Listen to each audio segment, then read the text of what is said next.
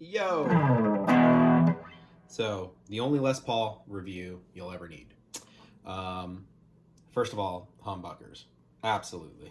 Some people love single coils, but you can always coil tap. Whatever. Okay, it's not the same, but humbuckers are amazing. There's so many ways you can make a humbucker that with wire and magnets to change its tone and voicing. But anyway, this kind of tailpiece too is very solid, easy to intonate, easy to up and down. Same thing with the humbuckers, easy up and down, right? So you can adjust all this down here super well. Easy, easy, easy. Maybe too many knobs, maybe not. If you're into very custom kind of settings, this is awesome. You can do push-pull pots, do series, parallel, coil tap, all that. This switch, great spot.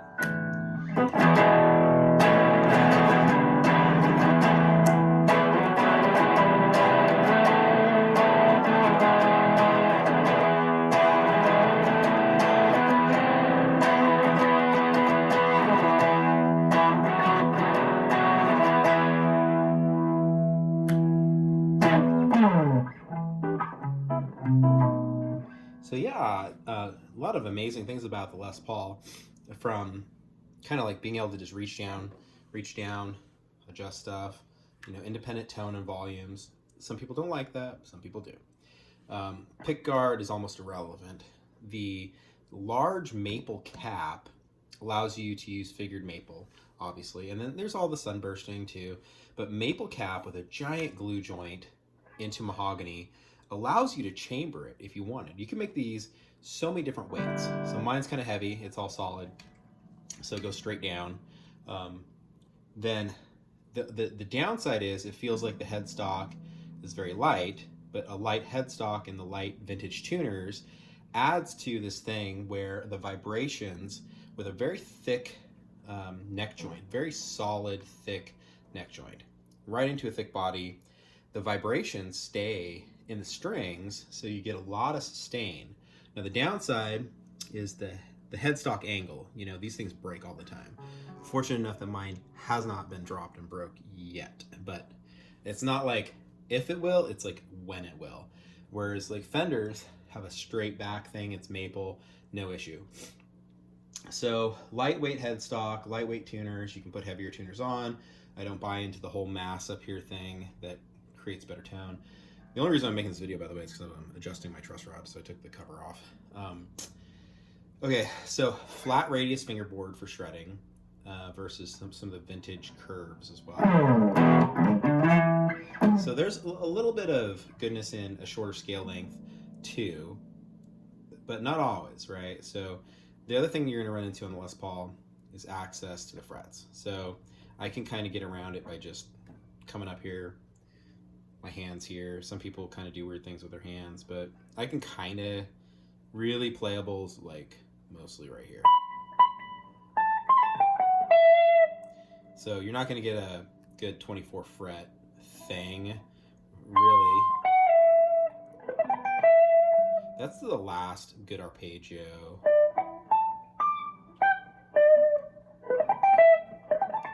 I mean, I can kind of do it, but my thumb's way, I don't know. Depends on how much you've played them too.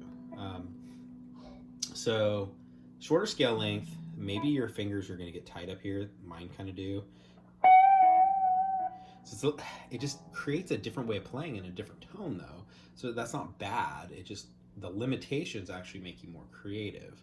So, but definitely the bad thing is this neck angle and how this is made back here. One piece of wood that even the Ibanez's tilt back, and my gem actually has a cracked maple neck right here. This doesn't, but I mean, so what do you get? You get a break angle where it crimps onto the nut, but then you have this spread out thing that's occurring. You get binding at the nut as well. If you properly cut your nut and lubricate, it's not an issue whatsoever, but it can be. So definitely I see a lot of these broken. I have for the last like 30 years, just broken headstocks on expensive $2,000, $3,000 Les Pauls. Whereas like the Fenders, very seldom have I ever seen a Fender with a broken headstock. Yeah, so good things, lots of controls, easy to intonate, easy switching right there. You can could break that, I mean, if you're not careful. Anyway, bad things access. You're not going up to 24 frets. Just depends on how you play. Good things, tone. Sometimes stability is really good on these too.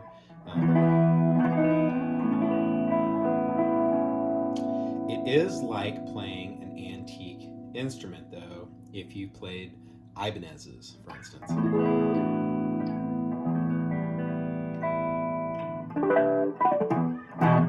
So yeah, I have like a Parker Fly. There's Strandbergs, there's headless guitars. Yeah, this is one of the first guitars. Telecaster would be, kind of another one of these firsts. And this is made more like an instrument than a Telecaster is, when you think of how craftsmanship is. But for a production model guitar, the Telecaster is a great guitar as well. Not ergonomic necessarily, and this is not ergonomic necessarily either. So but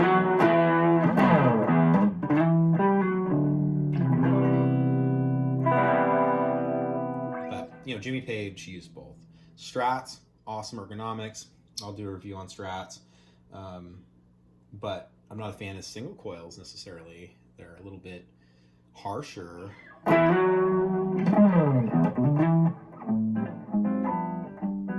And I love the dynamics on this guitar. I have Lawler pickups in.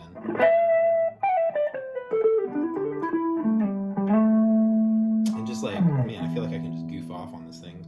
When I get on my Ibanez as well, it's more like, hey, jump in this race car and let's go.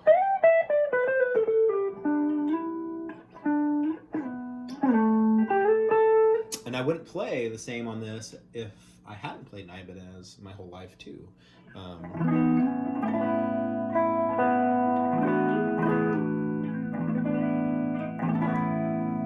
Yeah, so there's a bit of play a lot of guitars, get a feeling for all the different designs. It'll make you a better guitar player in general.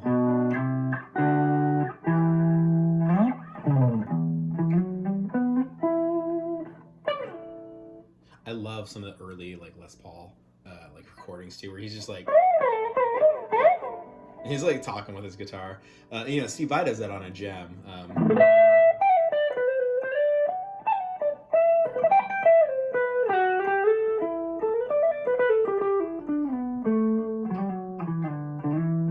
But I love just hopping around on this thing. I think the fretboard is a little bit wider feeling. The neck here for me, because it's kind of like my Jimmy Page version, is narrow this way. Very shreddy, right? Like my Ibanez, but it's shorter scale.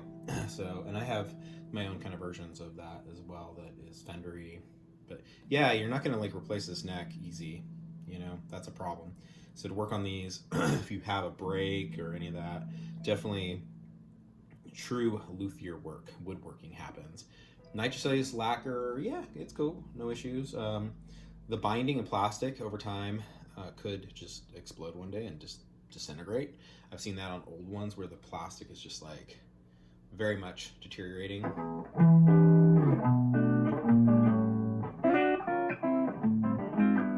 I definitely like Les Paul more than the SG.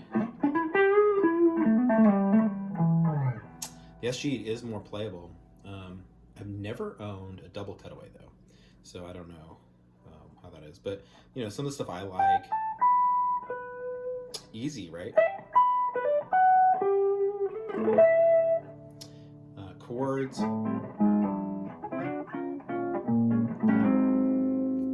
super easy. So I would just be careful if you own one. Don't drop it and break the headstock, and enjoy it. So be careful and enjoy.